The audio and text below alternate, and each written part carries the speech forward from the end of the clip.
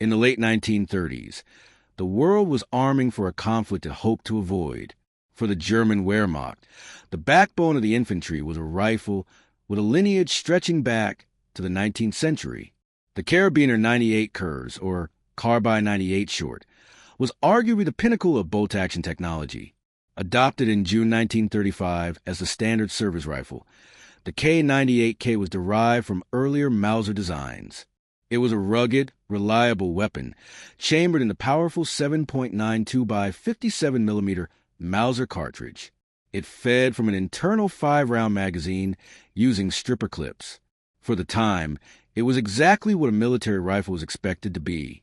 It was accurate, durable, and safe, but it required the soldier to manually lift, pull, push, and lower the bolt handle between every single shot. This manual of arms had dominated warfare since the turn of the century. Across the Atlantic, the United States was taking a gamble on something entirely different. They were developing a rifle that would make the manual bolt action obsolete. The rifle, caliber .30 M1, better known to the world as the Garand. When it was officially adopted in 1936, the United States became the first nation to equip its infantry with a semi-automatic rifle as standard issue. While other nations had experimented with self-loading rifles, only America committed to mass issuing one to every rifleman. General George S. Patton famously called the M1 the greatest battle implement ever devised. It fired the .30-06 Springfield cartridge from an 8-round en-bloc clip. Unlike the German Mauser, the Garand used expanding gases from the fired bullet to cycle the action, eject the spent case, and chamber a new round instantly. This meant an American soldier could fire 8 aimed shots as fast as he could pull the trigger, without breaking his sight picture. In a firefight, this volume of fire was a quantum leap in infantry capability. But the road to this revolutionary weapon was anything but smooth. The story of the M1 begins with its namesake, John C. Garand. Born in Quebec, Canada, Garand eventually went to work at the Springfield Armory in Massachusetts. He spent nearly 2 decades perfecting a semi-automatic design that could withstand the rigors of military service. Garand's challenge was immense. The rifle had to be light enough for a soldier to carry, yet strong enough to handle full-power rifle ammunition without blowing apart. His early designs actually utilized a different caliber than the famous .30-06 we know today. In the late 1920s, the Army was seriously considering a smaller, lighter round, the .276 Peterson. The logic was sound. A smaller cartridge meant less recoil, lighter weapons, and soldiers could carry more ammunition. John Garand built his prototypes around this .276 caliber. However, in 1932, a major intervention occurred. General Douglas MacArthur, then the Army Chief of Staff, disapproved of any caliber change. The United States had vast stockpiles of .30-06 ammunition left over from the First World War. MacArthur argued that introducing a new caliber would cause logistical chaos and cost too much money during the tight budgets of the Great Depression. He effectively put the kibosh on the .276 Peterson. He ordered that Garand's rifle be chambered in the standard .30-06. This decision forced John Garand to redesign the rifle to handle the significantly higher pressure of the .30-06 round. It was a difficult engineering hurdle, leading to complications with the gas system. The early models used a gas trap at the muzzle, which proved unreliable. Later, this was corrected to a gas port drilled into the barrel, the system most collectors are familiar with today. Despite these teething issues, the rifle was adopted on January 9, 1936. Production started slowly. By September 1939, when Germany invaded Poland, Springfield Armory was only producing 10 rifles a day.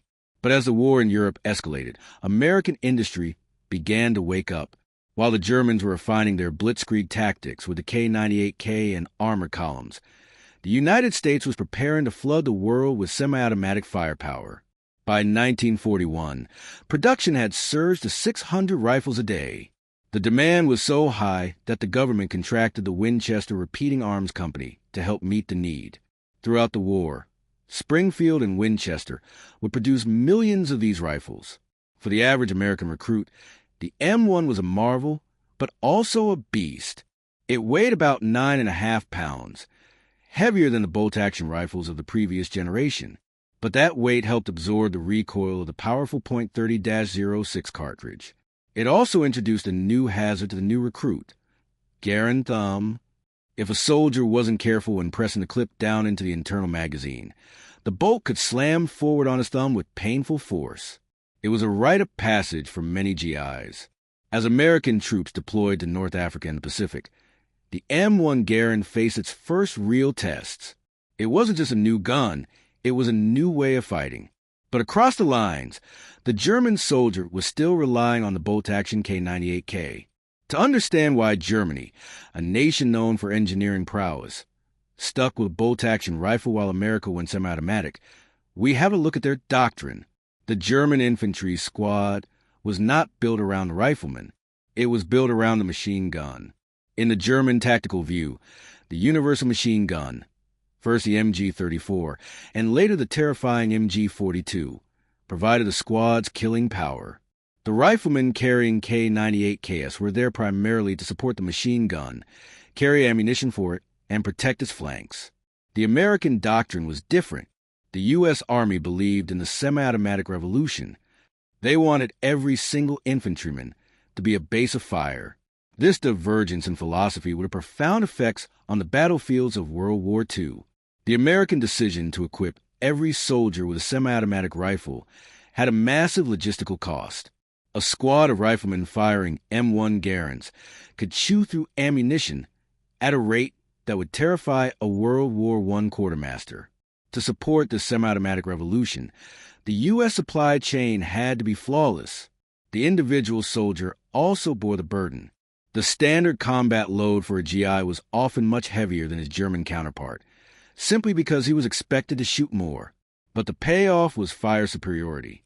In a meeting engagement, American troops could instantly put down a volume of fire that suppressed the enemy, allowing them to maneuver.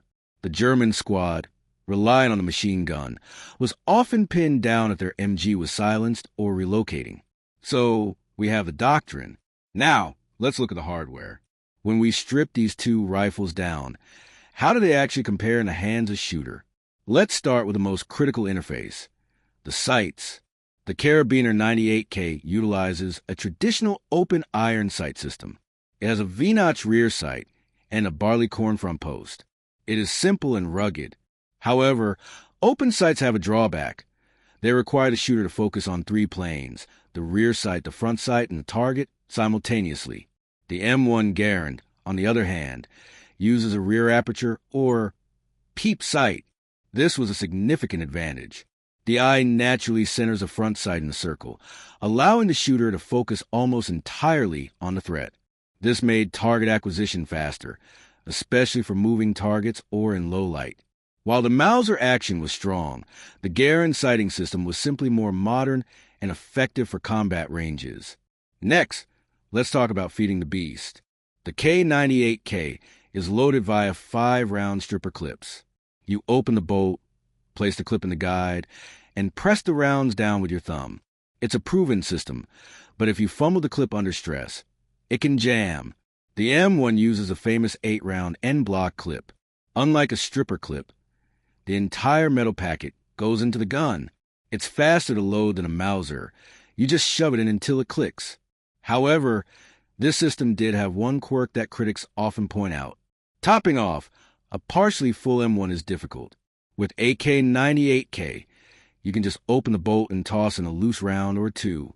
With the Garand, you generally fire it until empty, let the clip eject, and load it a fresh one. Then there's the action itself. The Mauser bolt is legendary for its strength. It locks up tight, but operating it disrupts the shooter's aim. Every time you fire, you have to take your hand off the trigger, cycle the bolt, and reacquire the target. The Garand's gas operation does all that work for you. And because the gas system and the weight of the rifle absorbs some of the recoil energy, the M1 is softer shooting than the K98k, despite firing a comparable cartridge. But of all the technical differences, there is one feature of the M1 Garand that has generated more debate, more folklore, and more internet arguments than any other: the ping. When the M1 fires its 8th and final round, the empty en-bloc clip is automatically ejected from the receiver. As the metal clip strikes the receiver and flies out, it creates a distinctive metallic ringing sound. The story goes like this. Clever German or Japanese soldiers would wait in cover, listening for that specific sound. When they heard the ping, they knew the American was empty. They would then break cover and charge while the GI was helpless to reload. It sounds plausible in a movie. It adds drama. But when we examine the historical evidence and the physics of combat, the story starts to fall apart. First, consider the environment. Combat is deafeningly loud. We are talking about artillery barges, mortar explosion tank engines, and the rattle of machine guns. In the middle of a firefight, hearing a small piece of metal hitting a steel receiver from 50 or 100 yards away is virtually impossible. The ping is certainly loud to the shooter, whose ear is right next to the action, but sound dissipates quickly over distance and gets swallowed by the ambient noise of war. Second, there's the issue of timing. Even if an enemy soldier could hear the ping and did recognize it instantly, the window of opportunity is tiny. A trained American rifleman could reload a fresh clip in under 4 seconds. By the time an enemy processed the sound, made the decision to charge, and covered any significant ground, the American would likely have a fresh 8 rounds locked and loaded. Charging an M1 Garand based on a sound cue was a good way to get shot. Furthermore, U.S. soldiers rarely fought alone. If one man pinged empty, his squad mates were still firing. The idea that an entire unit would run dry simultaneously is tactically unlikely. There's a submyth to this story, that American soldiers would carry empty clips and throw them against rocks to simulate the ping, baiting the enemy into exposing themselves. While this makes for a great anecdote, there are very few verified accounts of this actually happening. Most historians and veterans agree that in the heat of battle, soldiers were focused on staying alive and shooting back, not playing psychological games with empty metal clips. The consensus among modern researchers is that the deadly ping is largely a myth amplified by movies and video games. However, for the men who carried a rifle, the ping did serve a real purpose. It was an immediate audible confirmation to the shooter that his weapon was empty. In the chaos of a firefight, where you lose count of your rounds, that metallic ring told you exactly what you needed to do: reload. So, while the K98K was a masterpiece of 19th century engineering, the M1 Garand, ping and all, was the weapon of the future. But the story didn't end with the surrender of Germany and Japan. The M1 Garand would soldier on into the Korean War. It proved that the semi-automatic concept was not just a wartime anomaly, but the new standard for infantry weapons worldwide. By the late 1950s, the M1 would eventually evolve into the M14, which added a detachable box magazine and select fire capability, features that John Garand had actually experimented with during the Second World War. In fact, Winchester had developed a select fire prototype known as the T-22 during the war, which used 20-round magazines. While it didn't see combat in World War II, it paved the way for the battle rifles of the Cold War. While the M1 Garand was evolving, the Karabiner 98k had a very different afterlife. Millions of these rifles were captured by the Soviet Union. They were refurbished, dipped in preservatives, and crated up for future proxy wars. Back in the United States, the M1 Garand officially retired from frontline service in 1957, replaced by the M14. But it never really left the public eye. Its clean lines and balance made it the preferred weapon for military drill teams and honor guards. Today, the M1 enjoys a vibrant second life in the hands of collectors and competitive shooters. Through the Civilian Marksmanship Program, or CMP, surplus M1 Garands have been sold directly to American citizens, keeping the history alive on the firing line.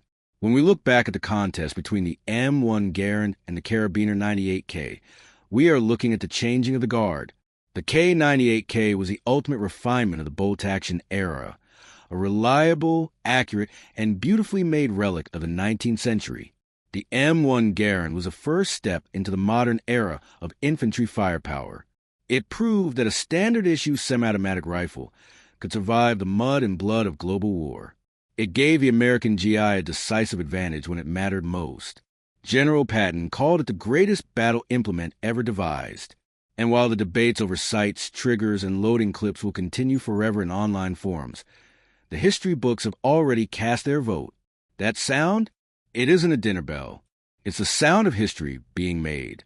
If this story moved you, as it did for us, take a moment to hit that like button. Every like helps us bring these forgotten heroes back into the light and share their legacy with more people. Don't forget to subscribe and turn on notifications. We're bringing you stories from the past, from the battlefield to World War II, every time we share a new chapter. Drop a comment and let us know where you're watching from, whether it's the United States, the UK, Canada, Australia, or anywhere else around the world. Our community is global, and your voice is part of keeping these stories alive. We want to hear from you, whether it's a connection to someone who served, a personal story, or just a simple thank you to those who gave everything. You're not just a viewer. You're a part of preserving this history. Thank you for helping ensure these stories, these men and women, are never forgotten. Their bravery deserves to live on, and with your support, we're making sure that happens.